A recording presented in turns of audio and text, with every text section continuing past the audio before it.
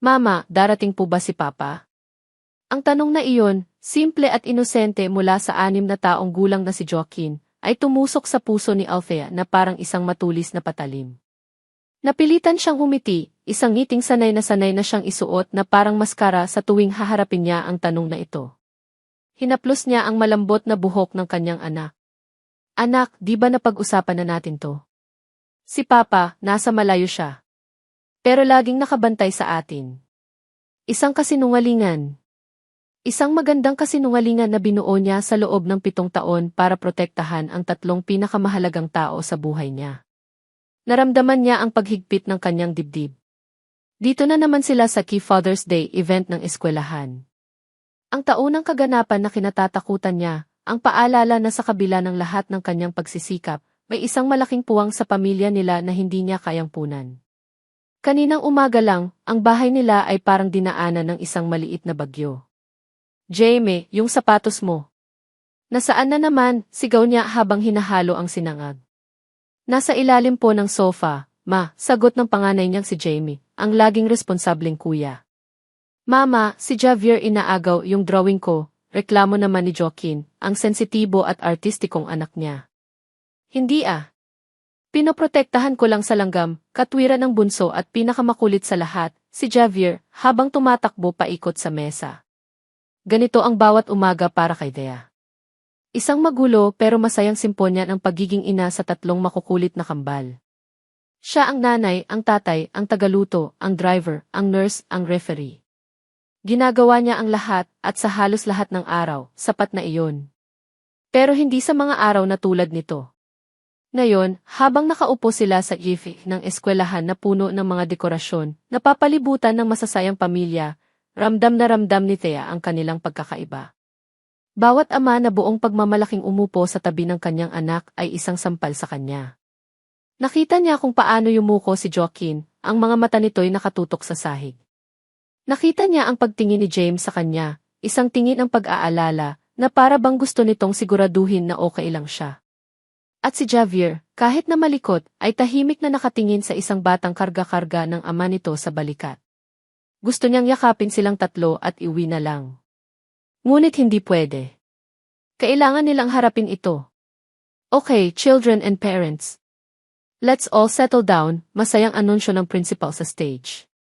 Para sa espesyal na araw na ito, we have a very special guest to inspire us all. Hindi nakinig si Thea. Ang gusto lang niya ay matapos na ito. Ang kailangan niya lang gawin ay palakpakan ang sinumang aakyat sa entablado, ngumiti at pagkatapos ay bilhan niya ng paboritong ice cream ang kanyang mga anak. Simple lang. He is one of the country's top neurosurgeons, a true pride of our nation. Let's give a warm welcome to Julian De Leon. Kasabay ng masigabong palakpakan ay ang pag-akyat ng isang matangkad na lalaki sa entablado. Nakasuot ito ng isang formal na polo at slacks, at may dala itong isang klase ng kumpiyansa na nagpatigil sa hininga ng karamihan. Pero para kay Thea, hindi ang kumpiyansa nito ang nagpatigil sa kanyang mundo. Ito ay ang kanyang mukha. Ang pamilyar na linya ng kanyang panga. Ang paraan ng paggalaw ng kanyang mga balikat. Ang madilim na mga mata na tila kayang tumingin sa kaluluwa mo. Ang oras ay bumagal. Ang ingay ng paligid ay naglaho. Bigla, bumalik si Thea sa isang gabing halos pilit na niyang kinalimutan. Isang maingay na bar. Ang amoy ng alak. Ang bigat ng isang pusong sawi matapos malaman ang panloloko ng nooy boyfriend niyang si Leo. At ang lalaking ito. Ang estrangherong nag-alok sa kanya ng panyo, ng pakikiramay, at ng isang gabing puno ng nakalimutang pighati at panandali ang pag-iisa. Isang gabi. Iyon lang. Isang pagkakamali na nagbunga ng 3 pinakamagagandang biyaya sa buhay niya. Hindi maaari. Naramdaman niya ang panlalamig ng kanyang mga kamay. Ang puso niya ay kumakaripas sa loob ng kanyang dibdib na parang gustong kumawala. Sa dinami-dami ng tao sa Pilipinas, bakit siya? Bakit ngayon? Nagsimulang magsalita si Julian De Leon. Ang kanyang boses, malalim at kalmado, ay umalinggaw sa buong gife, ngunit hindi na naririnig ni Thea ang mga salita. Ang tanging nakikita niya ay ang lalaking ama ng kanyang mga anak. Ang lalaking hindi alam na mayroon siyang 3 anak. Habang nagsasalita ito, ang mga mata ni Julian ay nagsimulang libutin ang isang magalang na pagkilala sa mga manonood. At pagkatapos, huminto ito. Ang mga mata nila ay nagtagpo. Sa isang iglap, nakita ni Thea ang bahagyang pagbabago sa mukha ni Julian. Isang kislap ng pagkilala. Isang gatla ng pagkalito. Pagkatapos, ang tingin nito ay dahan-dahang bumaba mula sa kanyang mukha, patungo sa tatlong batang lalaki na magkakamukha sa kanyang tabi. Tatlong batang lalaki na may parehong hugis ng mata. Parehong itim na buhok. Parehong maliit na nunal sa ilalim ng kanang mata. Nakita ni Thea kung paano natigilan si Julian sa gitna ng kanyang pangungusap. Ang mga salita ay nawala sa hangin. Ang ngiti sa kanyang labi ay unti-unting naglaho. Ang buong bigat ng kanyang tingin ay lumipat mula kay Thea, patungo kay Jamie, pagkatapos ay kay Joaquin, at sa huli kay Javier. Para itong isang siyentipiko na nakatuklas ng isang imposibleng bagay. Isang pag-ulit. Isang milagro. O isang multo ng nakaraan na biglang nagkatawang tao, hindi lang isa, kundi tatlo. Naramdaman ni Thea ang pagkawala ng hangin sa kanyang baga. Ang mga bulungan sa paligid ay naging isang malayong ugong. Nakita niya. Alam na niya. Ang paulit-ulit na salita sa kanyang isipan. Ang lahat ng pader na itinayo niya sa loob ng 7 taon ay gumuho sa isang sandali. Ang lahat ng kasinungalingan na iningatan niya ay nabura ng isang tingin lamang. Ang katahimikan sa entablado ay naging kapansin-pansin. Nagsimulang magbulungan ang mga magulang sa paligid. Anong nangyari? Bakit siya tumigil? Naramdaman ni Thea ang mga matang nakatingin sa kanilang direksyon. Ang kanyang unang instinct ay ang tumakbo. Ang takpan ang kanyang mga anak. Ang itago sila mula sa tingin ng lalaking ito. Mama, bakit po? Bulong ni Jamie, ramdam ang panginginig ng kamay ng kanyang ina. Uwi na tayo, nanginginig na sagot ni Thea. Ang boses niya ay halos hindi lumabas. Hinawakan niya ng mahigpit ang mga kamay ng kanyang mga anak at nagsimulang tumayo. Kailangan nilang makaalis dito. Ngayon na. Ngunit huli na ang lahat. Sa entablado, tila nagising si Julian mula sa kanyang pagkakatulala. Binaliwala niya ang prinsipal na lumapit sa kanya para magtanong kung okay lang siya. Itinaas niyang muli ang mikropono sa kanyang bibig, ngunit ang mga mata niya ay hindi umalis sa direksyon ni Thea, na para bang ikinukulong siya nito sa kanyang kinatatayuan. Ang buong gising ay tumahimik, naghihintay sa kanyang sasabihin. Ang boses ni Julian ay lumabas, hindi na kasing kalmado tulad ng kanina. Mayroon itong bahid ng pagkamangha, pagkalito, at isang bagay na hindi maipaliwanag ni Thea. Isang tanong na hindi para sa lahat, kundi para lamang sa kanya, pero narinig ng buong mundo. Maaari ko bang malaman kung sino ang mga batang iyon? Ang tanong ay lumabas sa bibig ni Julian bago pa man niya ito mapigilan. Sa isang iglap, ang A.K. Julian de Leon, ang kalmado, ang tiyak, ang siruhanong may mga kamay na kasing tikas ng bakal, ay naglaho. Ang natira ay isang lalaking tuliro, na ang puso ay dumadagundong sa kanyang dibdib na parang gustong kumawala. Ang buong gift ay isang malabong imahe lamang. Ang mga mukha ng mga bata, ang mga ngiti ng mga magulang, ang mga makukulay na dekorasyon, lahat ay naglaho sa isang malaking blanko. Ang tanging malinaw sa kanyang paningin ay ang babaeng iyon, si Althea, at ang tatlong maliliit na mukha sa tabi niya. Tatlong mukha na parang salamin ng kanyang sariling pagkabata. Isang pamilyar na kaba ang gumapang sa kanyang dibdib, isang pakiramdam na minsan niya lang naramdaman sa buong buhay niya. Bigla, ang amoy ng antiseptic ng ospital ay tila sumingaw sa hangin. Ang alaala ay bumalik sa kanya, hindi malabo kundi matalas at masakit. 7 taon na ang nakalipas. Ang pinakamasamang gabi ng kanyang karera. Ang gabi kung saan ang isang maliit na anghel na pinagkatiwala sa kanyang mga kamay ay hindi na muling nagising. Ang tunog ng flatline sa monitor ay umalingaw pa rin sa kanyang isipan, isang paalala ng kanyang pinakamalaking kabiguan. Gabi-gabi pagkatapos noon, sinubukan niyang lunurin ang alaala sa alak. At sa isa sa mga gabing iyon, sa isang madilim na sulok ng isang maingay na bar, nakita niya ito. Isang babaeng umiiyak ng tahimik. Si Althea. Hindi niya alam kung bakit, pero nilapitan niya ito. Siguro dahil sa mukha nito, nakita niya ang sarili niyang pighati. Sa gabing iyon, hindi sila mga estranghero. Sila ay 2 taong sawi na naghanap ng kanlungan sa isa't isa. Ang gabing iyon. Ang gabing sinubukan niyang kalimutan dahil sa sakit na kaakibat nito. Iyon pala, ang gabing iyon ay may dalang higit pa sa pighati. De Leon. Okay lang po kayo? Ang boses ng prinsipal ang nagpabalik sa kanya sa kasalukuyan. Nakita niya ang pagkalito sa mukha nito. Nakita niya ang daan-daang pares ng mga matang nakatitig sa kanya. At nakita niya si Thea, na parang isang hayop na nasukol, na nagmamadaling hilahin ang mga anak nito paalis. Hindi. Hindi siya pwedeng umalis. Walang paalam, ibinaba ni Julian ang mikropono at mabilis na bumaba ng entablado, binaliwala ang mga tawag ng prinsipal sa kanyang likuran. Ang kanyang mga paa ay may sariling isip, humahakbang ng mabilis, hinahabol ang anino ni Thea na papalabas na ng gift. Naabutan niya sila sa parking lot. Si Thea ay abala sa pag-aayos ng seatbelt ng isa sa mga bata. Thea. Ang pagtawag niya sa pangalan nito ay nagpatigil dito. Dahan-dahan itong lumingon at sa mga mata nito, nakita ni Julian ang takot. Purong takot. Sandali lang, sabi ni Julian, sinubukang pakalmahin ang sariling boses. Tinaas niya ang kanyang mga kamay na para bang sumusuko para ipakita na wala siyang masamang intensyon. Kailangan lang nating mag-usap. Humigpit ang hawak ni Thea sa pinto ng kotse. Ang kanyang mga buko ay namuti. Wala tayong dapat pag-usapan, malamig niyang sagot. Thea, please. Ang pagsusumamo sa boses ni Julian ay ikinagulat maging ng sarili niya. Tumingin siya sa mga bata sa loob ng kotse. Ang panganay ay nakatingin sa kanya ng may pagtatanggol. Ang isa ay may pag-usisa. Ang bunso ay tila walang pakialam. Pero lahat sila ay may mga mata niya. Sila Bachi. Hindi niya matapos ang tanong. Parang may bumara sa kanyang lalamunan. Umiling si Thea, isang marahas na pag-iling. Nagkakamali ka ng tao, sir. Hindi kita kilala. Ang salitang gisirg ay tumama sa kanya na parang sampal.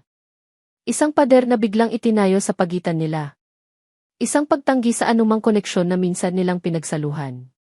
Hindi ako nandito para manumbat, pilit na paliwanag ni Julian, ang desperasyon ay nagsisimula ng gumapang sa kanyang boses. Gusto ko lang malaman ang totoo. Ang totoo ay nagkakamali ka, giit ni Thea, ang boses niya ay naging matigas na parang bato. Ang mga anak ko. Ang ama nila ay isang dayuhan. Matagalan niya kaming iniwan. Isang kasinungalingan. Alam ni Julian na kasinungalingan iyon. Nakita niya ito sa paraan ng pag-iwas nito ng tingin, sa panginginig ng mga labi nito. Mabilis na isinara ni Thea ang pinto ng kotse, pumasok sa driver's seat, at binuhay ang makina. Hindi na muling lumingon. Naiwan si Julian na nakatayo sa parking lot, pinapanood ang paglayo ng kotse hanggang sa maging isang maliit na tuldok na lamang ito. Ang hangin ay humampas sa kanyang mukha, ngunit hindi niya ito naramdaman. Ang tanging nararamdaman niya ay isang malaking pagkalito at isang hindi maipaliwanag na pag-asa. Kinuha niya ang kanyang cellphone mula sa bulsa. Mabilis niyang hinanap ang isang pangalan sa kanyang contacts. Si Greg, isang pribadong investigador na minsan nang nakatulong sa kanya sa isang sensitibong kaso ng pamilya. Nag-dial siya. Greg, it's Julian De Leon, sabi niya nang sagutin ang tawag, ang boses niya diretsahan at walang paligoy-ligoy. I need you to find someone for me. Discreetly. Bumalik siya sa kanyang kotse, ang isip niya ilumilipad. Dayuhan. Bakit iyon ang sinabi niya? Para ba itago ang katotohanan? O para itaboy siya? Binuksan niya ang gallery ng kanyang cellphone at hinanap ang isang lumang folder. Nandoon ang mga litrato niya noong bata pa siya. Pinili niya ang isang litrato kung saan siya ay 6 na taong gulang, nakangiti habang hawak ang isang bola. Pinagmasdan niya ang kanyang sariling mukha sa litrato. Ang hugis ng mga mata. Ang ngiti. Ang maliit na nunal sa ilalim ng kanang mata. Pagkatapos, ipinikit niya ang kanyang mga mata at sinubukang alalahanin ang mukha ng 3 bata. Magkakaiba ang kanilang mga personalidad, iyon ay sigurado. Ngunit ang kanilang mga mukha. Ang kanilang mga mukha ay 3 malinaw na kopya ng litratong hawak niya ngayon. 3 kopya ng isang pagkakamali, bulong niya sa sarili. Pero habang sinasabi niya iyon, isang ibang pakiramdam ang nanaig. Hindi pagsisisi. kundi isang bagay na mas malalim. Isang bagay na parang pag-aari. Ang sumunod na ilang oras sa ospital ay isang pagsubok sa kanyang konsentrasyon. Sinubukan niyang ituon ang kanyang atensyon sa mga brain scan, sa mga medical chart, sa mga pasyenteng naghihintay sa kanya. Ngunit sa bawat pagitan ng kanyang mga gawain, ang mukha ni Thea at ng tatlong bata ang bumabalik sa kanyang isipan. Anak ko sila. May 3 akong anak. Ang mga salitang iyon ay umuulit-ulit sa kanyang isip, hindi na isang tanong kundi isang unti-unting pagtanggap. Hapon na nang tumunog ang kanyang personal na cellphone. Isang hindi rehistradong numero. Alam niyang si Greg na ito. Hello, sagot niya, ang boses niya ay mas mahina kaysa sa kanyang inaasahan. Sir Julian, sabi ng boses sa kabilang linya. Greg po ito. May paunang impormasyon na po ako tungkol kay Emil Alfe Ramirez. Napahigpit ang hawak ni Julian sa kanyang cellphone. What is it? Nagkaroon ng bahagyang pag-aalinlangan sa kabilang linya bago ito magsalita muli. Sir, na-check ko po ang lahat ng available records. Walang record ng kahit sinong dayuhan na naging asawa o partner niya. Sa katunayan, base sa birth certificate ng 3 bata, nakalagay po na father unknown. Ang mga sumunod na araw ay isang malaking pagsubok para kay Althea. Ang mukha ni Julian De Leon ay parang isang multo na sumusunod sa kanya kahit saan siya magpunta. Nakikita niya ito sa bawat sulok ng kanyang bahay, sa screen ng kanyang laptop habang sinusubukan niyang magtrabaho, at higit sa lahat, nakikita niya ito sa mukha ng kanyang 3 anak.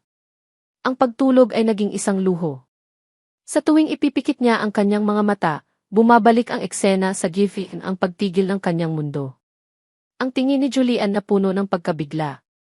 Ang tanong nitong umalinggaw sa buong paligid. At ang kasinungalingan niya. Ang desperadong pagtatanggol niya sa parking lot. Hindi kita kilala. Ang ama nila ay isang dayuhan. Napapapikit siya ng mariin. Bakit iyon ang sinabi niya? Dahil sa takot. Dahil sa gulat. Dahil sa loob ng 7 taon, iyon ang kwentong binuo niya para protektahan ang kanyang sarili. Para protektahan ang kanyang mga anak mula sa katotohanan kahit siya ay nahihiyang aminin. Isang umaga, matapos ang isa na namang gabing walang tulog, sumuko si Thea. Hindi niya kayang mag-focus sa kanyang mga graphic design projects sa bahay. Ang bawat linya na iginuguhit niya ay nagiging anino ng mukha ni Julian. Nagpaalam siya sa kanyang mga anak na nasa pangangalaga ng kanilang yaya para sa araw na iyon at nagpunta sa isang maliit na coffee shop sa kanto. Umaasang ang pagbabago ng paligid ay makakatulong sa kanyang isipan. Nakaupo siya sa isang mesa sa sulok, nakatitig sa blankong canvas sa kanyang laptop nang may isang pamilyar na boses na pumutol sa kanyang pag-iisip. Mukhang malalim ang iniisip ng paborito kong artist.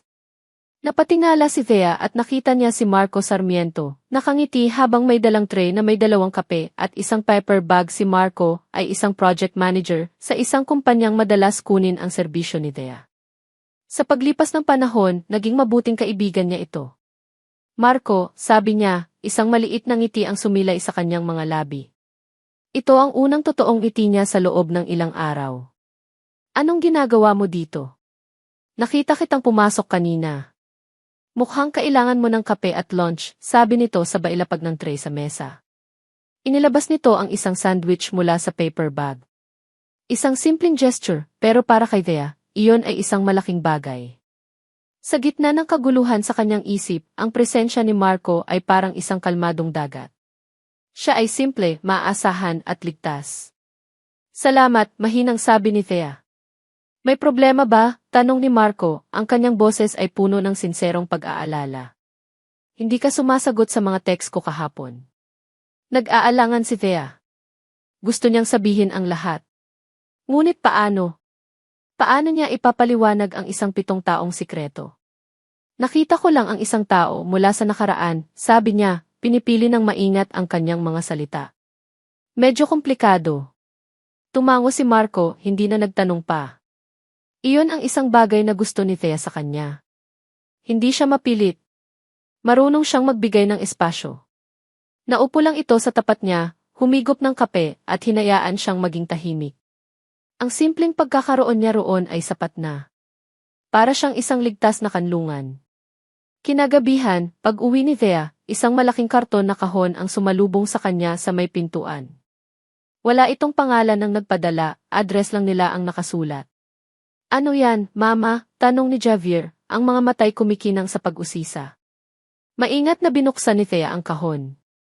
Sa loob, may 3 set ng komplikadong model kits, isang battleship para kay Jaime, isang eroplano para kay Javier, at isang detalyadong architectural model para kay Joaquin.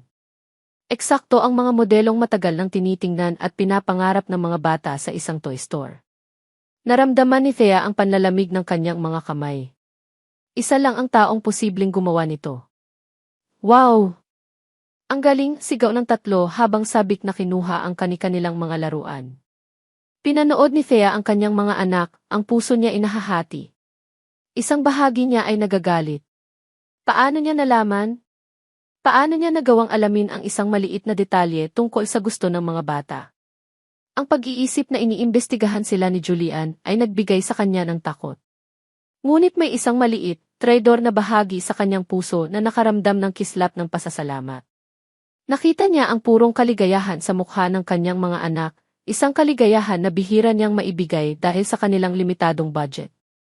At iyon ang mas nagpagalit sa kanya. Nagagalit siya dahil sa isang iglap, pinadama sa kanya ni Julian na hindi siya sapat. Kinabukasan, tumawag si Marco. Thea, naisip ko lang, baka gusto niyong mamasyal ng mga bata sa darating na Sabado. Pwede tayong pumunta sa park, magpalipad ng saranggola. Linroy treat. Ang alok ni Marco ay isang direktang kontra sa misteryosong regalo ni Julian. Ito ay bukas, simple at walang hidden agenda. Ito ay normal. Sa park, pinanood ni Thea si Marco habang nakikipaglaro ito sa kanyang mga anak. Tinulungan nito si Jaime na buuin ang saranggola. Nakipaghabulan ito kay Javier. At matyaga itong umupo sa tabi ni Joaquin habang nagdodrawing ito sa kanyang sketchbook. Walang pagpapanggap. Walang pilit. Tanging purong kasiyahan. Habang pinapanood niya sila, isang tanong ang pumasok sa isip ni Thea. Ito ba ang buhay na dapat kong piliin? Isang buhay na simple at payapa. Isang buhay kung saan ang ama ay hindi isang komplikadong sikreto, kundi isang mabuting lalaki na nandyan, handang mag-alay ng kanyang oras at pagmamahal. Si Marco ang lahat ng bagay na hindi si Julian. Si Marco ay kaligtasan. Si Julian ay panganib. Si Marco ay katiyakan. Si Julian ay isang malaking tandang pananong. Napabuntong hininga si Thea. Siguro, panahon na para kalimutan ang multo ng nakaraan. Siguro, panahon na para buksan ang kanyang puso sa isang taong hindi niya kailangang katakutan. Kinagabihan, pagkatapos ihatid ni Marco, nakatanggap siya ng isang text. Sana nag-enjoy kayo ng mga bata, sabi sa text ni Marco, na may kasamang smiling emoji. Ngumiti si Thea. Nag-type siya ng reply, salamat ulit, Marco. Nag-enjoy kami ng sobra. Pagkatapos niyang isend, biglang nag-vibrate ulit ang kanyang cellphone. Isang text mula sa isang hindi pamilyar na numero. Nag-iba ang tibok ng kanyang puso. Alam na niya kung sino ito. Nanginginig ang kanyang mga kamay habang binubuksan niya ang mensahe. Ang mga salita sa screen ay tila tumalon at sumampal sa kanya. Alam kong takot ka, Thea. Pero hindi ako aalis. Mga anak ko rin sila. Ang text message ni Thea ay hindi isang pader na humarang kay Julian.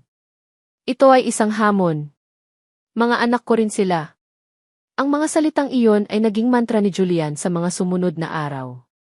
Hindi na siya ang siruhanong nag-aalinlangan. Siya na ngayon ang amang determinado. Ngunit alam niyang hindi niya pwedeng daanin sa dahas o pilit ang lahat. Ang takot sa mga mata ni Thea ay isang malinaw na babala. Kailangan niyang maging matalino. Sa kanyang maluwag at modernong opisina sa GC, kung saan ang mga pader ay salamin at ang tanawin ay mga nagtataasang gusali, si Julian de Leon ay abala sa isang kakaibang uri ng research. Sa kanyang malaking monitor, sa halip ng mga komplikadong medical journals o brain scans, ang nakabukas ay mga website na Top 10 Toys for 6-year-old Boys at Trending Cartoon Shows in the Philippines. Pumasok ang kanyang sekretarya, si Ana, na may dalang kape. Napansin nito ang kanyang binabasa. Sir, mukhang seryoso po ang research natin ngayon natatawang puna nito. Umiti lang si Julian. May kailangan lang akong pag-aralan, Ana. Isang napakakomplikadong kaso. Ang kaso ay ang tatlong bata na may mukha niya. Ayon sa report ni Greg, tuwing Sabado ng hapon, kung maganda ang panahon, palaging dinadala ni Thea ang mga bata sa isang partikular na parke sa Quezon City. Iyon ang kanyang pagkakataon. Kinabukasan, Sabado, naramdaman ni Julian ang isang kaba na hindi niya naramdaman kahit sa pinakakomplikadong operasyon. Nakatayo siya sa gilid ng parke, suot ang simpleng t-shirt at maong, hawak ang isang remote control. Ang kanyang puso ay dumadagundong habang pinapanood niya mula sa malayo si Thea na naglalatag ng banig sa ilalim ng isang puno, habang ang tatlong bata ay nagtatakbuhan sa damuhan. Huminga siya ng malalim. Unang hakbang. Kinontrol niya ang isang maliit at high-tech na drone, pinalipad ito ng mataas, bago ito, dahan-dahang ibinagsak na parang nagkaaberya, ilang metro lamang mula sa kinaroroonan ng mga bata. Gaya ng inaasahan, ang atensyon ng mga bata, lalo na ni Javier, ay agad na napunta sa laruan. Lumapit si Julian, umaarteng nag-aalala. Naku, mukhang bumagsak. Okay lang ba kayo, mga bata? Hindi ba kayo natamaan? Wow! Ang galing, sigaw ni Javier, ang mga mata ay bilog na bilog sa pagkamangha sa drone. Ngumiti si Julian. Gusto niyong subukan? Ang simpleng tanong na iyon ang naging susi. Sa loob ng sumunod na oras, si Julian ay hindi na ang kinatatakutang si De Leon. Siya ay naging si Kuya Julian na nagtuturong magpalipad ng drone. Naalala niya ang kanyang research. Lumapit siya kay Joaquin na tahimik na nagdodrawing sa isang tabi. Magaling kang magdrawing, ah. Ano yan, isang kastilyo, tanong niya, hinahangaan ang gawa ng bata. Napatingala si Joaquin, medyo nahihiya pero tumango. Para po kay mama. Naramdaman ni Julian ang isang kirot sa kanyang puso. Pagkatapos, nilapitan niya si James na may hawak na bola ng basketball. Fan ka pala ni Stephen Curry, puna niya, tinutukoy ang jersey na suot ng bata. Nagulat si James pero agad na sumagot. Opo. Siya ang the best. Nag-usap sila tungkol sa mga laro at paboritong players. Sa bawat sandali, nararamdaman ni Julian na unti-unti siyang nakakapasok sa maliit na mundo ng mga bata. Ito ay isang pakiramdam na bago at nakakakilig. Isang uri ng tagumpay na hindi maibibigay ng anumang matagumpay na operasyon. Mula sa malayo, nakikita niya si Thea. Nakatayo ito, ang mga braso'y nakakrus sa dibdib. Nakikita niya ang pagkunot ng noo nito, isang senyales ng pag-aalala at marahil, inis. Ngunit sa likod ng lahat ng iyon, nakikita niya ang mga mata nitong nakatutok sa kanya, sa mga anak nila. Mayroong pagkalito sa mga matang iyon, isang bagay na nagbigay sa kanya ng pag-asa. Naramdaman niyang nananalo siya. Ito na iyon. Ang unang hakbang. Nang naghahanda na siyang magpaalam, isang lalaki ang papalapit sa kanila. Pamilyar ang mukha. Ito ang lalaking kasama ni Thea sa coffee shop, base sa mga litratong ipinadala ni Greg. Thea. Sorry, na-late ako, sabi ng lalaki, humihingal na parang galing sa pagtakbo. Ngumiti si Thea, isang ngiti na hindi pa nakikita ni Julian na ibinibigay nito sa kanya. Okay lang, Marco. Tamang-tama ang dating mo. Pagkatapos, ginawa ni Marco ang isang bagay na nagpatigil sa mundo ni Julian sa pangalawang pagkakataon. Inakbayan ni Marco si Thea sa isang paraan na natural at puno ng pag-aari. Tumingin ito sa kanya, isang magalang pero may pagmamay-aring ngiti sa mga labi. Salamat sa paglalaro kasama ng mga bata, sabi ni Marco, ang boses ay kalmado at puno ng kumpiyansa. Ako nga pala si Marco, ang boyfriend ni Thea. Boyfriend ni Thea.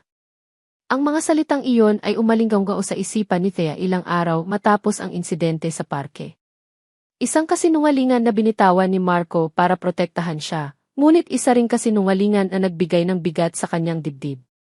Habang nakikita niya ang pagkadismaya sa mukha ni Julian noon, isang bahagi niya ang nakaramdam ng ginhawa. Ligtas na naman siya. Pero isang bahagi rin ang nakaramdam ng panghihinayang. Hindi niya alam kung ano ang mas malala, ang pananahimik ni Julian o ang patuloy na pag-abot nito. Ngayon, tila pinili na nito ang manahimik. Walang text. Walang tawag. Walang misteryosong regalo. Ang katahimikan ay dapat na maging isang biyaya, pero bakit parang isang parusa? Isang hapon, habang abala siya sa pagguhit, tumunog ang kanyang cellphone. Isang hindi pamilyar na landline number. Nag-aalangan man ay sinagot niya ito. Hello? Hello, is this Alfie Ramirez? Tanong ng isang boses ng babae sa kabilang linya. Ang boses ay may edad na, malumanay ngunit may otoridad.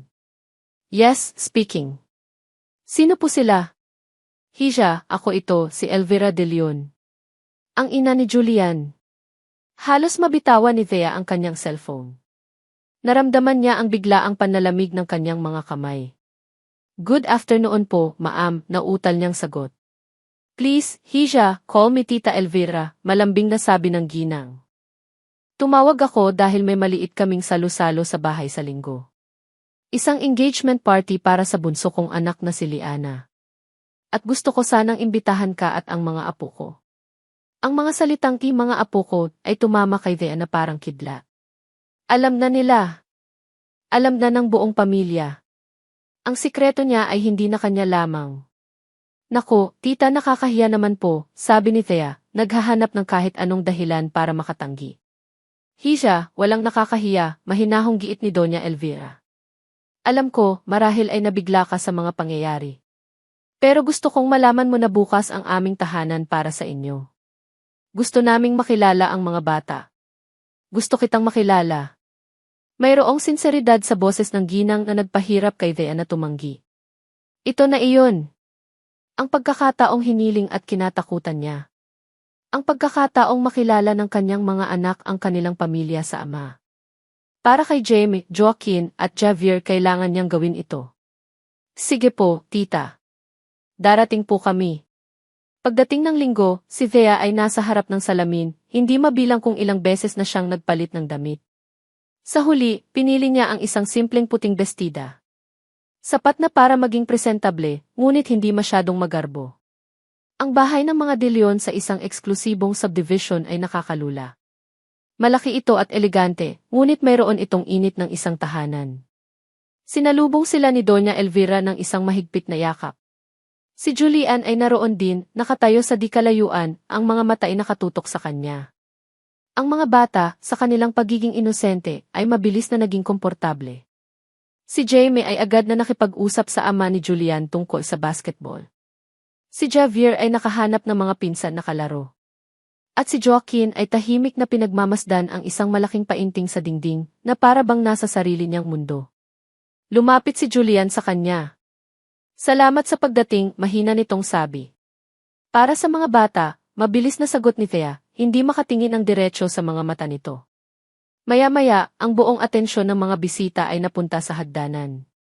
Isang masayang anunsyo ang ginawa ng ama ni Julian. And now, let's all welcome the reason for our celebration today. And my lovely daughter, Liana, and her fiancé. Bumaba sa hagdanan ang isang magandang dalaga, si Liana, ang mukha'y nagliliwanag sa kaligayahan. Nakakapit ito sa braso ng isang matangkad at gwapong lalaki na nakangiti ng malapad. Ipinakilala sila ni Liana sa lahat. Everyone, I'd like you to meet my fiancé. Hindi na narinig ni Thea ang kasunod. Ang kanyang mga mata ay nakapako sa lalaking katabi ni Liana. Ang kanyang mundo ay gumuho sa pangalawang pagkakataon sa loob lamang ng ilang linggo. Ang hangin ay nawala sa kanyang mga baga. Ang lalaking dahilan kung bakit siya napunta sa isang bar 7 taon na ang nakalipas, ang lalaking sumira sa kanyang tiwala, ang unang multo ng kanyang nakaraan. Leo Valderrama. Ang pangalan ay isang laso na gumapang sa kanyang pandinig. Nagtagpo ang kanilang mga mata sa gitna ng masayang bulungan ng mga tao. Ang ngiti sa mukha ni Leo ay dahan-dahang naglaho, napalitan ng purong pagkabigla. Nakita niya ang pagkilala sa mga mata nito. Nakita niya ang pagkalito. Naramdaman ni Thea ang panginginig ng kanyang mga tuhod. Kailangan niya ng hangin. Mabilis siyang tumalikod at naglakad patungo sa hardin, umaasang walang nakapansin. Ngunit may nakasunod pala. Nang makarating siya sa isang tahimik na bahagi ng hardin, isang boses mula sa kanyang likuran ang nagpatigil sa kanya. Isang boses na kilalang-kilala niya, puno ng sarkasmo. Hindi ko akalain na ang babae sa isang gabi ng kapatid ng fiancé ko ay ikaw pala. Humarap siya at nakita si Leo, nakatayo roon, ang mga matay mapanuri. Ang liit ng mundo, di ba? Mula sa kinatatayuan niya sa tabi ng French doors na nakabukas patungo sa hardin, pinanood ni Julian si Thea na nagmamadaling lumabas. Ang pagbabago sa ekspresyon nito nang ipakilala si Leo ay hindi nakaligtas sa kanyang mapanuring mga mata. Mayroon doon isang bagay na malalim at madilim. Bago pa man siya makakilos para sundan ito, nakita niya si Leo na nagpaalam ng magalang sa kanyang mga magulang at kaswal na sumunod sa direksyon ni Thea.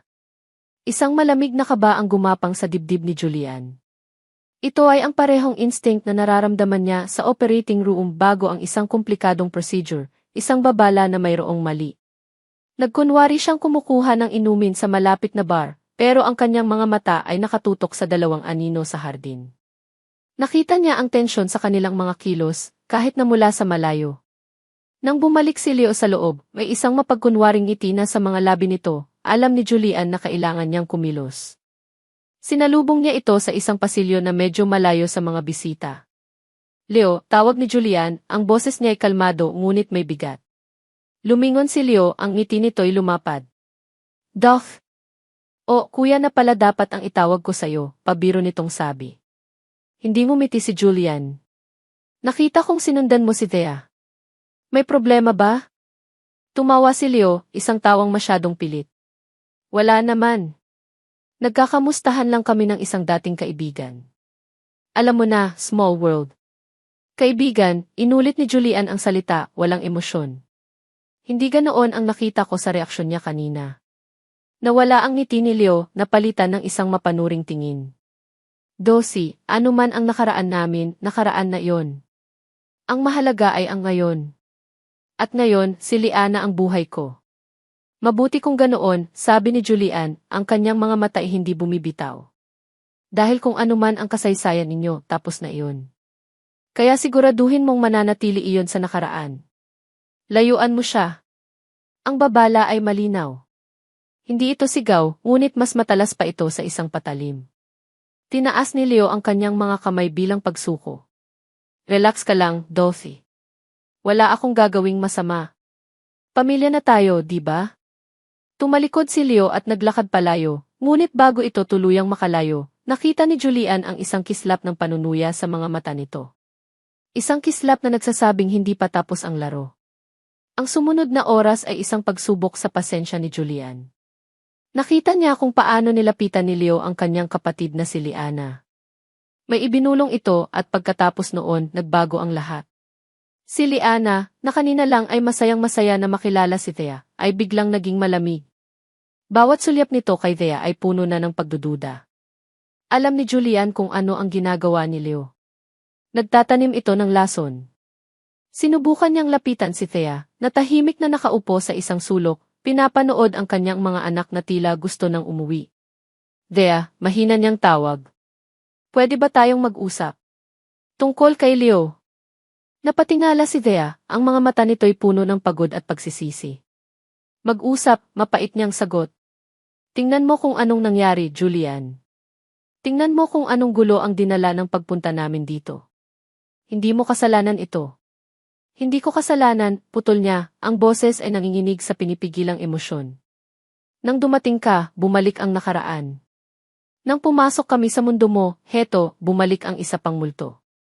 Siguro hindi talaga tayo pwedeng magsama sa iisang lugar. Ang bawat salita ay parang isang suntok sa sikmura ni Julian. Itinutulak na naman siya palayo. At sa pagkakataong ito, mas masakit, dahil alam niyang ginagawa ito ni Thea, dahil sa takot na dala ng isa pang lalaki. Nagpaalam si Thea sa kanyang mga magulang at nagsimulang tawagin ang kanyang mga anak.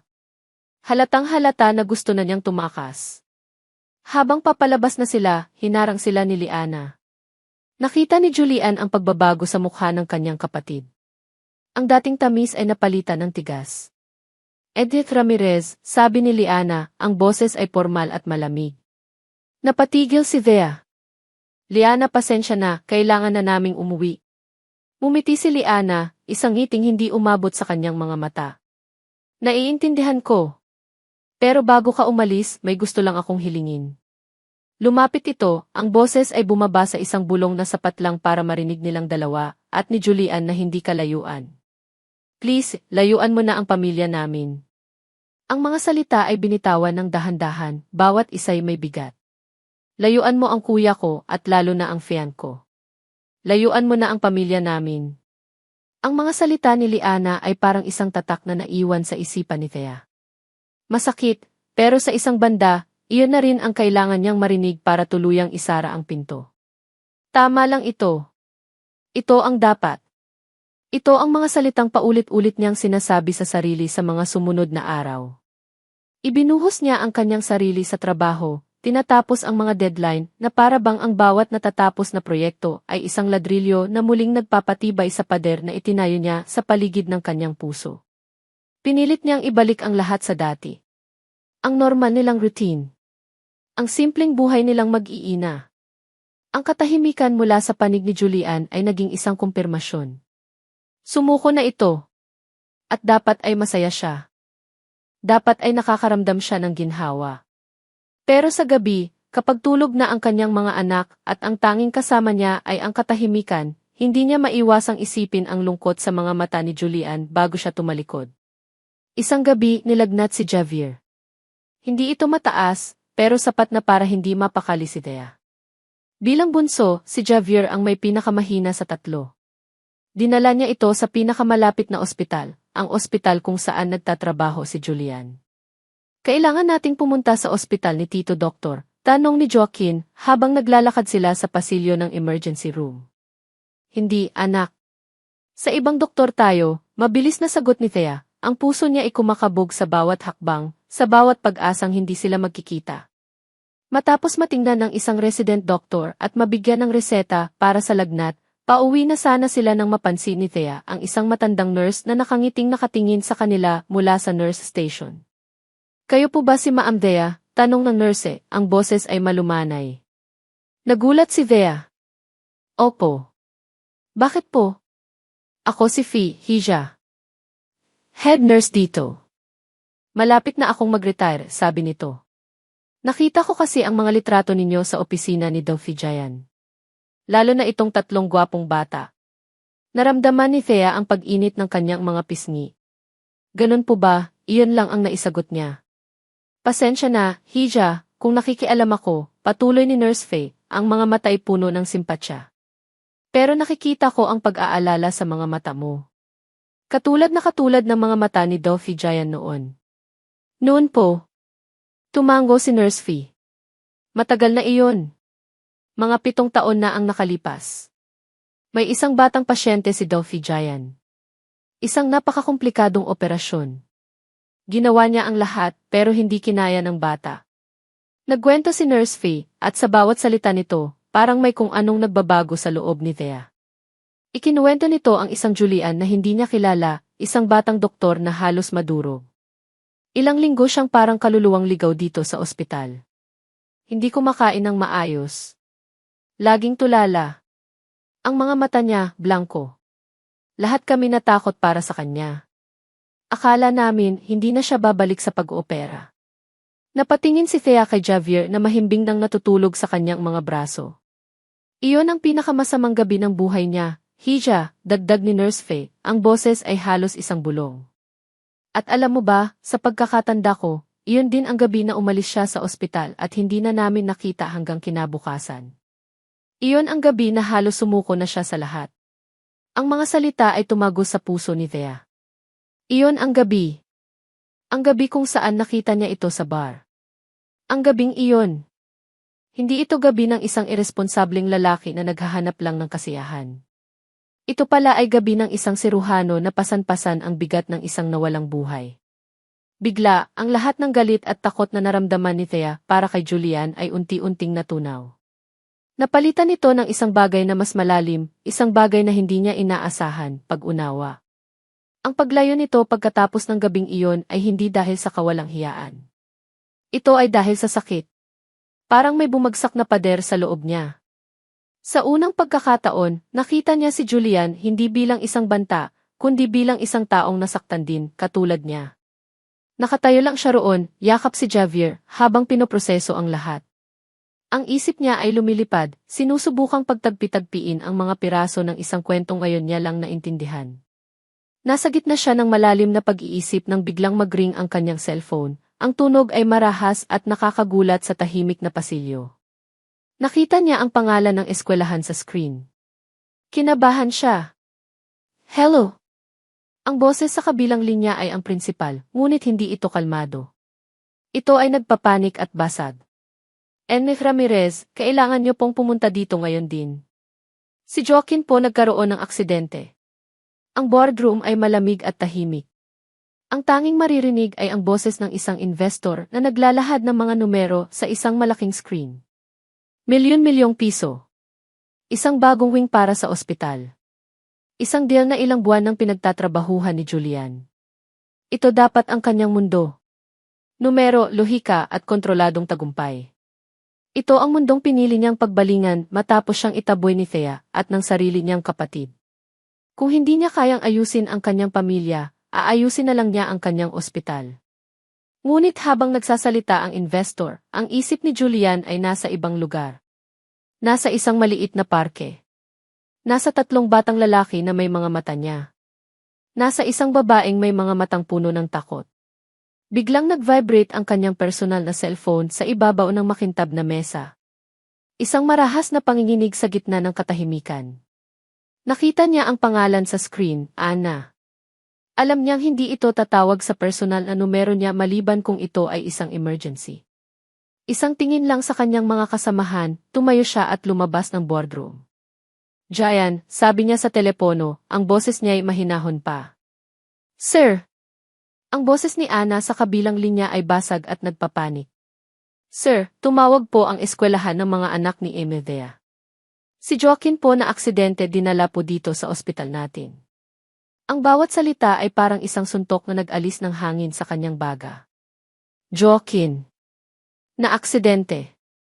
Hospital. I'm on the way, sabi niya at ibinaba ang tawag. Bumalik siya sa boardroom. Ang lahat ng mga mata ay nasa kanya.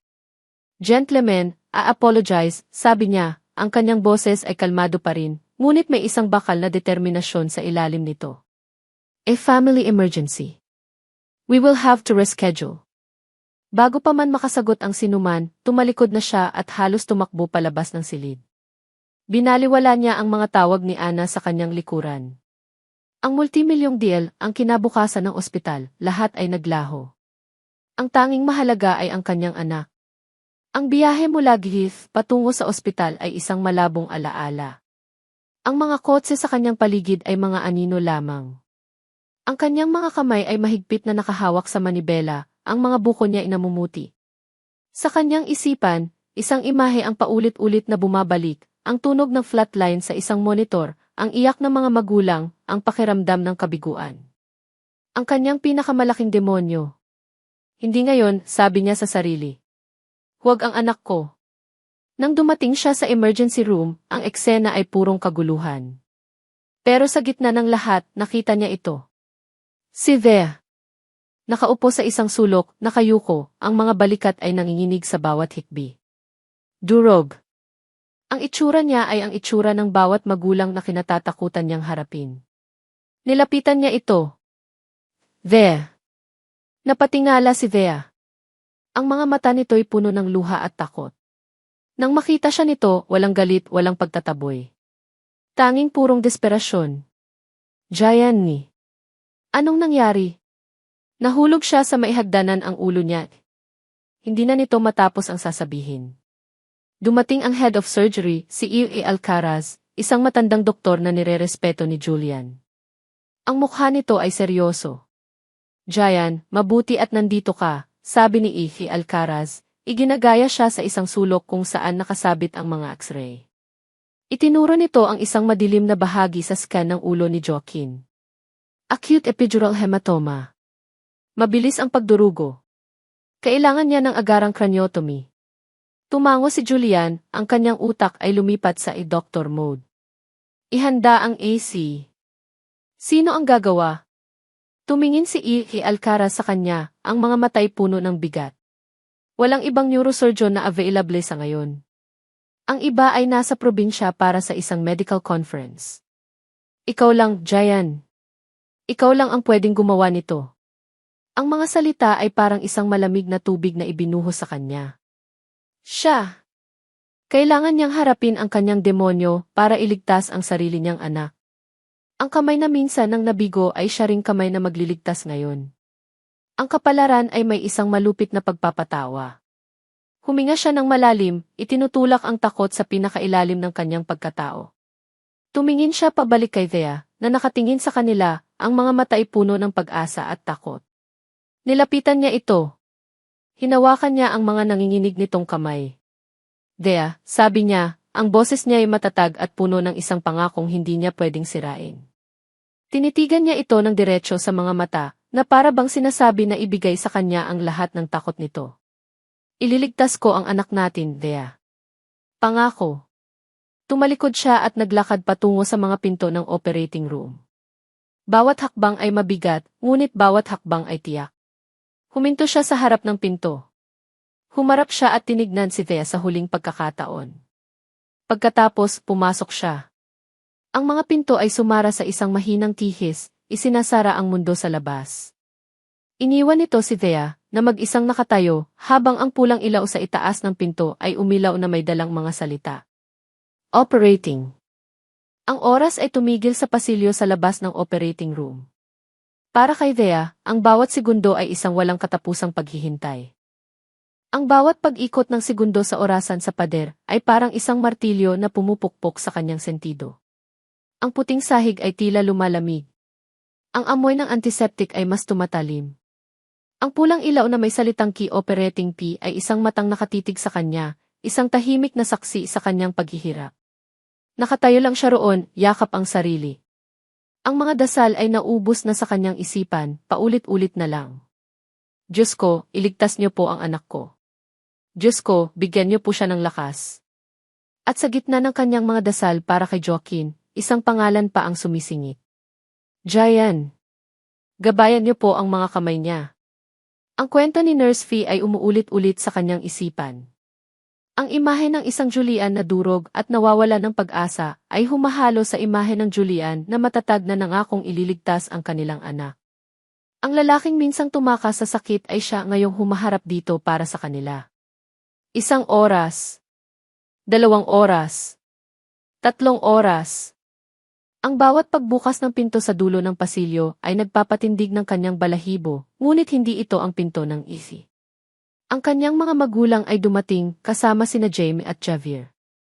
Dumating din ang mga magulang ni Julian. Binalot siya ng mga yakap at salita ng pag-asa, ngunit ang lahat ay parang isang malayong ugong. Ang tanging mahalaga ay ang pinto sa kanyang harapan. 4 na oras. Biglang namatay ang pulang ilaw. Ang puso ni Thea ay tumigil sa pagtibok. Ang lahat ng ingay sa paligid niya ay naglaho. Nakita niya ang dahan-dahang pagbukas ng pinto. Lumabas si Julian. Nakatanggal na ang kanyang surgical mask, ang mukha ay basang-basa ng pawis. Ang buhok niya ay magulo. Mayroong malalim na pagod sa kanyang mga mata, isang pagod na tila nanggaling pa sa kaibuturan ng kanyang kaluluwa. Ngunit sa ilalim ng lahat ng iyon, may isang maliit na kislap. Isang kislap ng tagumpay. Naglakad ito palapit sa kanya, ang bawat hakbang ay mabagal at tila mabigat. Jayan, basag na tanong ni Thea, ang boses ay nanginginig. Isang maliit, pagod na ngiti ang sumilay sa mga labi ni Julian. Okay na siya, Thea, sabi nito, ang boses ay pagod ngunit malinaw. Stable na siya. Nalagpasan niya ang panganib. Ang mga salitang iyon. Ang mga salitang nagpabagsak sa lahat ng pader ng pagpipigil ni Thea. Isang malakas na hikbi ng ginhawa ang kumawala sa kanyang mga labi. Ang mga luhang kanina pa niya pinipigilan ay bumuhos na parang isang sirang dam. Naramdaman niya ang pag-agos ng lakas pabalik sa kanyang mga binti. Tumakbo siya palapit kay Julian at, sa isang iglap na puno ng purong emosyon, niyakap niya ito ng mahigpit.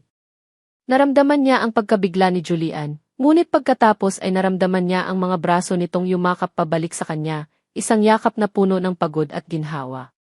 Salamat, umiiyak niyang sabi. Salamat, Jayan. Ngunit habang nakayakap siya, ang init ng ginhawa ay unti-unting napalitan ng isang nanunuot na lamig. Ang takot. Ang takot na kanina pa niya nilalabanan ay bumalik at ngayon mas malakas ito. Ang aksidente. Ang dugo. Ang muntik na pagkawala ng kanyang anak. Bumitaw siya sa yakap, mabilis na itinulak palayo ang sarili. Tumingin siya kay Julian at ang pasasalamat sa kanyang mga mata ay napalitan ng isang bagay na mas madilim. Ang gulo. Ang lahat ng gulo. Ang eskandalo sa eskwelahan. Ang pagbabalik ni Leo. Ang masasakit na salita ni Liana. At ngayon, ito. Ang aksidente na halos kumuha sa buhay ng kanyang anak. Anong problema? Nag-aalalang tanong ni Julian.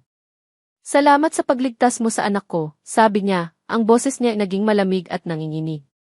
Pero lahat ng gulo na to, lahat ng panganib nagsimula lang noong dumating ka. Nakita niya ang pagkalito at sakit sa mga mata ni Julian. Hindi totoo yan.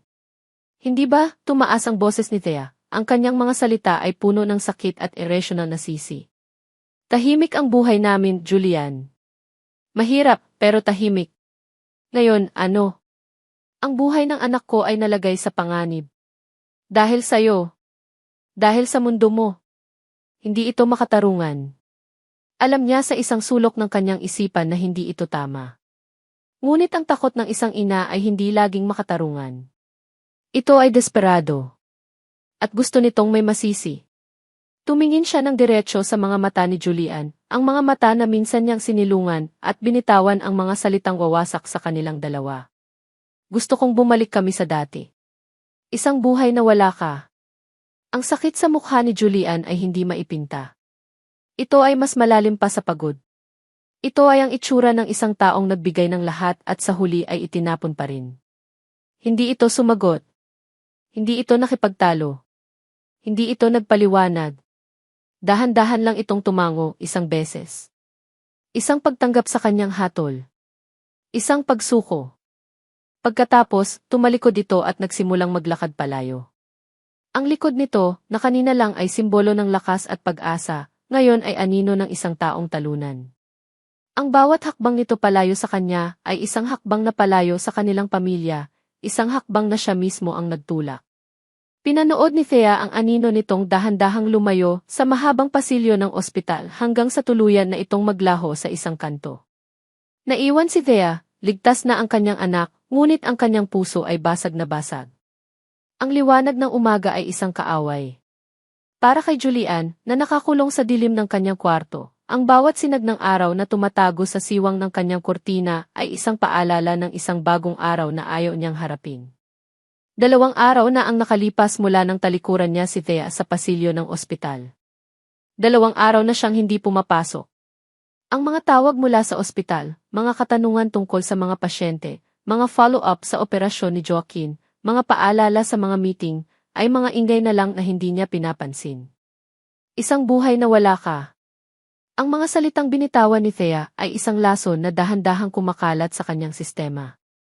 Isang hatol. Isang pagtataboy na mas masakit pa kaysa sa unang beses. Noon, siya ang kusang lumayo dahil sa sarili niyang kaduwagan. Ngayon, itinulak siya palayo matapos niyang gawin ang lahat. Matapos niyang harapin ang kanyang pinakamalaking demonyo. Tinitigan niya ang isang litrato sa kanyang bedside table, isang candid shot na kinuha ng kanyang ina noong engagement party. Sina Jaime, Joaquin at Javier tumatawa habang naglalaro. 3 maliliit na bersyon niya. 3 buhay na naging resulta ng kanyang pinakamadilim na gabi. At ngayon, wala na siyang karapatan sa kanila. Pinagmasdan niya ang kanyang mga kamay. Ang mga kamay na nagligtas sa buhay ng kanyang anak ay ang parehong mga kamay na hindi kayang hawakan ang kanyang pamilya. Isang kabalintunaan. Biglang tumunog ang kanyang cellphone. Nakita niya ang pangalan ng kanyang ina. Sa pagkakataong ito, sinagot niya ito, alam na hindi siya titigilan nito. Anak! Jayan, kumusta ka? Ang nag-aalalang boses ni Elvira. I'm okay, ma, sagot niya, ang boses niya ay magaspang dahil sa hindi paggamit. Hindi ka okay, malumanay na sabi ng kanyang ina. Nakausap ko si Thea. Okay na si Joaquin, malapit na raw siyang makalabas. Nagpapasalamat siya sa'yo. Nagpapasalamat, pero ayaw akong makita. Good to know, walang emosyon niyang sagot. Nagkaroon ng katahimikan bago muling magsalita si Elvira. Anak, ano man ang nangyari sa pagitan ninyo ni Thea, huwag mong sukuan ang mga anak mo. At huwag mong sukuan ang sarili mo. Hindi ka nag-iisa. Pagkatapos ng tawag, napapikit si Julian. Ang mga salita ng kanyang ina ay isang maliit na sinag ng liwanag, ngunit hindi sapat para itaboy ang dilim. Sapat na. Tapos na. Kailangan na niyang tanggapin. Itutuon na lang niya ang kanyang sarili sa trabaho, tulad ng dati. Magsusuot siya ng maskara, haharap sa mundo bilang ang matagumpay na si De Leon at itatago ang lahat ng sakit sa loob. Nang akmang tatayo na siya para maligo at harapin ang mundong tinalikuran niya, muling tumunog ang kanyang cellphone. Si Liana. Isang masamang kutob ang biglang gumapang sa kanya. Sinagot niya ang tawag. Liana, anong? Kuya. Ang boses ng kanyang kapatid ay basag. Umiiyak ito. Isang iyak na puno ng gulat at sakit. Liana, anong nangyari? Bakit ka umiiyak? Nag-aalalang tanong ni Julian, biglang nawala ang lahat ng kanyang sariling problema. Si Silio G. Humihikbing sabi nito. Kuya, may nalaman ako. Isang bagay na nakakatakot. Napatayo si Julian, ang kanyang buong sistema ay biglang nagising. Anong nalaman mo? Liana, magsalita ka ng maayos. Narinig niya ang malalim na paghinga ni Liana sa kabilang linya, sinusubukang kumalma.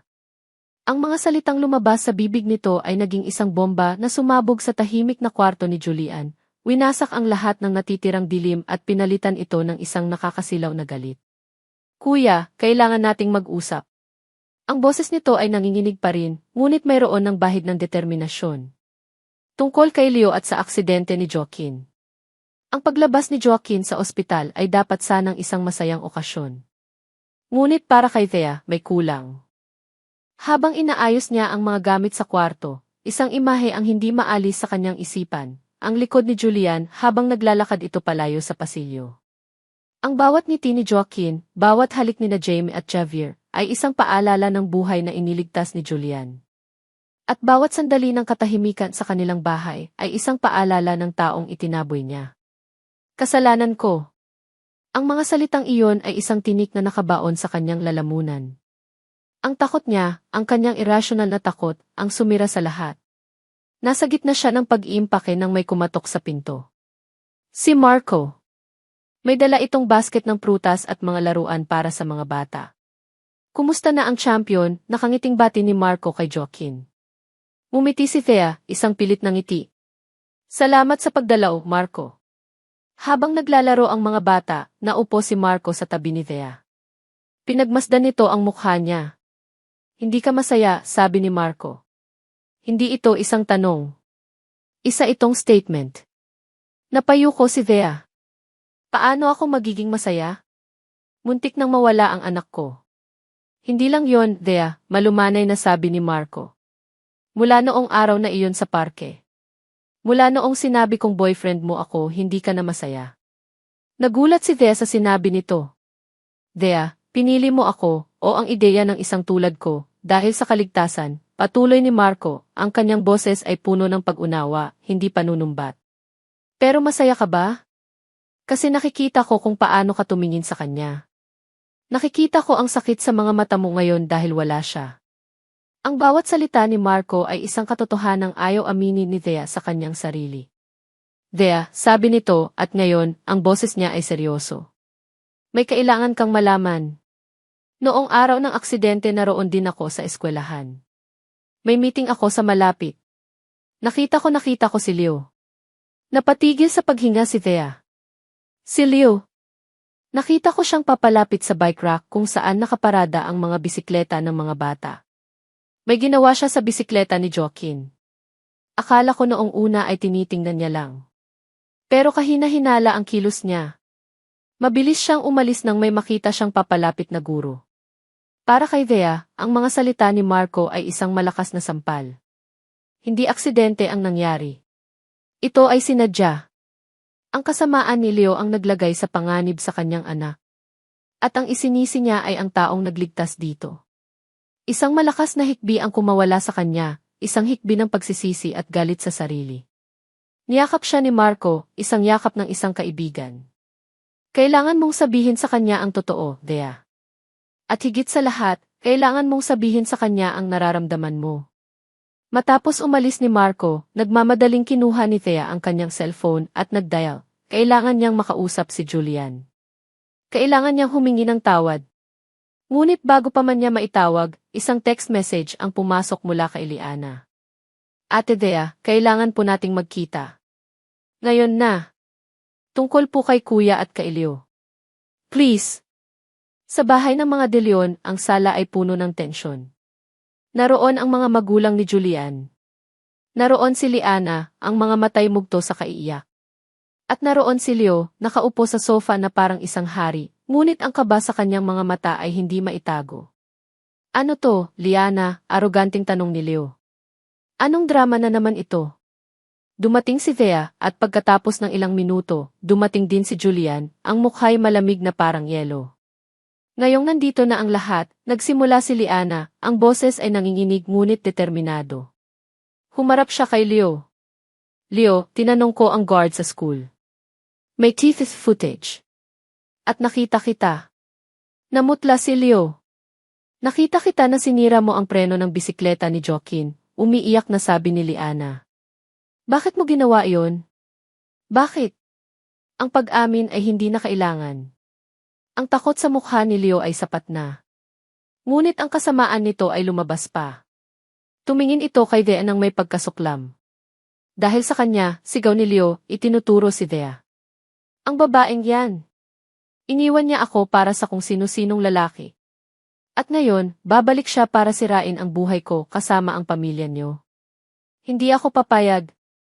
Sa isang iglap, tumayo si Julian at sinuntok si Leo ng buong lakas, pinabagsak ito sa sahig. Ngunit bago pa man magkagulo, humarang si Thea. Ang mahalaga ngayon ay hindi si Leo. Ang mahalaga ay si Julian. Umalis ka na, mahinahon ngunit may otoridad na sabi ng ama ni Julian kay Leo.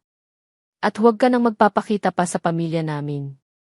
Nang makaalis na si Leo, ang lahat ng mata ay napunta kina Thea at Julian. Hindi na nag-aksaya ng oras si Thea. Tumakbo siya. Tumakbo siya palabas ng bahay, papunta sa ospital, iniisip na bumalik na doon si Julian. Ngunit wala siya roon. Tinawagan niya ito pero hindi ito sumasagot. Saan siya pupunta? Saan siya hahanapin? Bigla, naaalala niya ang isang bagay na naikwento nito noon sa parke. Isang lugar na pinupuntahan niya kapag kailangan niyang mag-isip. Isang tahimik na beach, 2 oras ang layo mula sa syudad. Walang pag-aalinlangan, sumakay siya sa kanyang kotse at nagmaneho. Ang bawat kilometro ay isang karera laban sa oras, isang karera para itama ang kanyang pagkakamali. Dapit hapon na nang marating niya ang beach. Ang langit ay kulay kahel at rosas. At doon, sa may dalampasigan, nakita niya ito. Nakatayo, mag-isa, nakatingin sa papalubog na araw. Ang puso ni Thea ay kumakabog ng malakas sa kanyang dibdib. Dahan-dahan siyang lumapit, ang mga paa niya ay lumulubog sa buhangin. Bawat hakbang ay isang pagsisisi. Huminto siya sa kanyang likuran. Huminga siya ng malalim, kinalap ang lahat ng natitirang lakas ng loob. Jayan ni. Ang kanyang boses ay isang bulong sa hangin. Patawarin mo ako. Lumingon si Julian. Ang sakit sa kanyang mga mata ay naroon pa rin, isang bakas ng mga salitang ibinato sa kanya sa pasilyo ng ospital. Ngunit sa ilalim nito, may nakita si Thea na iba. Isang pagod. Isang malalim na kalungkutan. Hindi ito nagsalita. Hinintay lang nito ang kanyang sasabihin, ang mga mata ay nakatitig sa kanya, na para bang sinusukat kung ang mga salitang ipatawarin mo ako, ay sapat na.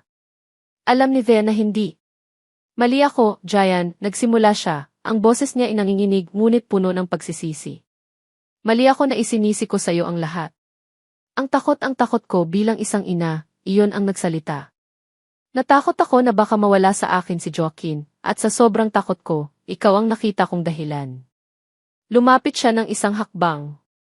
Ang distansya sa pagitan nila ay parang isang malaking bangi na siya mismo ang gumawa. Ang totoo, patuloy niya, ay natakot ako sa iyo mula pa noong una. Dahil lang dumating ka, ginulo mo ang mundo ko. Ang tahimik na mundong binuo ko para sa amin ng mga anak ko. Isang mundong pinaniwalaan kong sapat na. Pero ipinakita mo sa akin na hindi. Ang mga luha ay nagsimula na namang bumagsak sa kanyang mga pisngi. Ipinakita mo sa akin kung ano ang kulang. Isang ama para sa mga anak ko. At isang-isang pag-ibig na matagal ko nang kinalimutan. Dito na siya tuluyang bumagsak. Patawarin mo ako, Jayan. Patawarin mo ang pride ko. Patawarin mo ang takot ko. Hinawakan ni Thea ang braso ni Julian. Ang init ng balat nito ay isang pamilyar na kuryente. Tinitigan siya ni Julian, ang kanyang mga mata ay naghahanap ng katotohanan sa likod ng mga luha. Dahan-dahan, itinaas nito ang kanyang kamay at pinunasan ang isang butil ng luha sa kanyang pisngi. Pinapatawad din kita, Thea, mahina nitong sabi, ang boses ay magaspang. Patawarin mo ako kung naging duwag ako 7 taon na ang nakalipas. Kung mas pinili kong takasan ang sakit kaysa harapin ang isang posibleng umaga kasama ka. Kung hinayaan kong lumipas ang napakaraming taon. Hinawakan nito ang kanyang mga kamay. Hindi ang presensya ko ang nagdala ng gulo, Thea. Ang kasamaan ni Leo ang gumawa noon. At ang takot mo naiintindihan ko. Dahil natakot din ako. Natakot akong mabigo ulit. Pero nang makita ko si Joaquin sa operating table, mas natakot akong mawala siya. Mas natakot akong mawala kayo. Ang pag-amin na iyon ang tuluyang gumiba sa lahat ng natitirang pader sa pagitan nila. Hindi na nila kailangan pang magsalita. Sa isang kilos na tila sabay nilang naisip, niyakap nila ang isa't isa. Isang yakap na hindi tulad ng dati. Hindi ito yakap ng pasasalamat o ginhawa. Ito ay yakap ng pag-uwi. Yakap ng 2 taong pagod na sa pagtakbo. Yakap ng pagtanggap at pagsisimula. Sa ilalim ng papalubog na araw, sa dalampasigan kung saan ang mga alon ay banayad na humahalik sa buhangin, nanatili silang magkayakap. Hinayaan nilang ang katahimikan ang maghilom sa lahat ng sugat. Maya-maya, bumitaw si Julian sa yakap, ngunit hindi nito binitawan ang kanyang mga kamay. Tumingin ito sa kanya, at sa unang pagkakataon, nakita ni Thea ang isang kinabukasan sa mga mata nito. Walang takot. Walang alinlangan. Dahan-dahan, lumuhod si Julian sa buhangin. Nanlaki ang mga mata ni Thea. Jayan, anong? Lizzie, sabi nito, isang maliit na ngiti ang sumilay sa kanyang mga labi. Kinuha nito ang isang maliit at makinis na bato mula sa kanyang bulsa. Isang simpleng bato na pinulot nito kanina lang. Wala akong dalang singsing, sabi nito, ang boses ay puno ng sinseridad. Wala akong inihandang magarbong speech. Ang mayroon lang ako ay ito. Itinaas nito ang bato. Hindi ko maipapangako ang isang perpektong buhay, Thea. Siguradong magkakaroon pa rin tayo ng mga problema. Mag-aaway tayo sa maliliit na bagay. Mapapagod tayo. Pero may isang bagay akong maipapangako. Tinitigan niya ito ng diretsyo sa mga mata. Maipapangako ko ang buong buhay ko sa iyo at sa mga anak natin. Bawat umaga. Bawat gabi. Bawat tagumpay at bawat kabiguan. Gusto kong maging asawa mo, Thea. Gusto kong maging ama sa mga anak natin. Sa harap ng Diyos at ng dagat na ito, Althea Ramirez, will you marry me? Ang mga luha ni Thea ngayon ay luha na ng purong kaligayahan. Tumango siya ng paulit-ulit, hindi makapagsalita. Sa wakas ay naibulong niya. Julian. Yes. Isinuot ni Julian ang simpleng bato sa kanyang daliri na para bang ito ang pinakamahal na diamante sa mundo. At pagkatapos, sa ilalim ng mga huling sinag ng araw, hinalikan niya ito. Isang halik na naglalaman ng 7 taon ng pangulila, ng sakit, ng pag-asa, at ng isang pangako ng habang buhay. Ang kanilang kasal ay simple at taimtim, ginanap sa parehong dalampasigan kung saan sila muling nagkaintindihan. Ang mga bisita ay ang kanilang mga malalapit na pamilya at kaibigan. Si Marco ay naroon, nakangiti ng totoo.